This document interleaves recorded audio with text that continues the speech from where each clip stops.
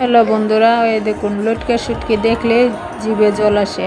আর এই বোনাটা না খেলে নাই হয়। কে কে আমার মতো এই লটকা শুটকি বোনা খেতে পছন্দ করেন বলেন।